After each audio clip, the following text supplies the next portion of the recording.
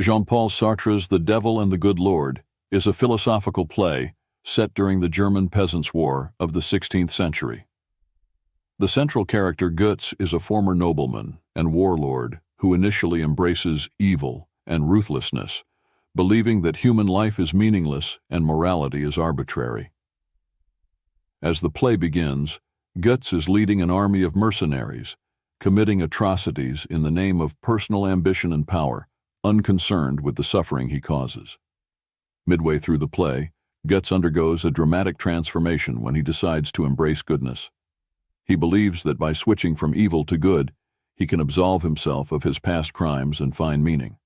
This turn leads Goetz to try to serve others selflessly, renouncing his previous ways. However, his attempts to do good are met with suspicion, and the people around him are wary of his change, doubting his sincerity.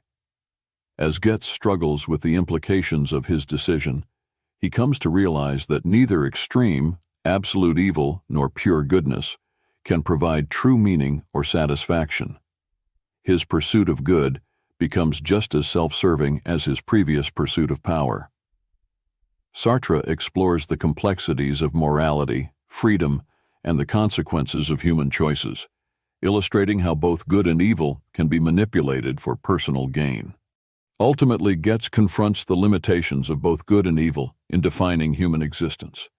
He realizes that the true essence of life lies not in adhering to rigid moral principles, but in exercising individual freedom and responsibility. The play concludes with Goetz rejecting both the devil and the good Lord, symbolizing his embrace of existentialist thought, that humans must create their own meaning in a world without inherent moral absolutes. Through The Devil and the Good Lord, Sartre challenges the audience to question traditional notions of morality, urging individuals to acknowledge their freedom and responsibility in shaping their lives and choices. The play delves into the existentialist belief that human beings are condemned to be free, and that meaning is something we must create for ourselves through our actions. Life lessons from The Devil and the Good Lord.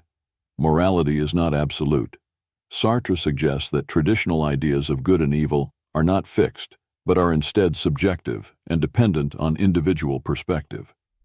True morality comes from acknowledging personal freedom and taking responsibility for one's actions. Human freedom is central.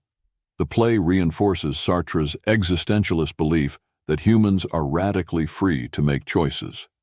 However, with that freedom comes the burden of responsibility for the outcomes of those choices.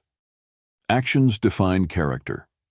Rather than subscribing to abstract moral laws, Sartre emphasizes that it is through actions, not intentions, that individuals define who they are.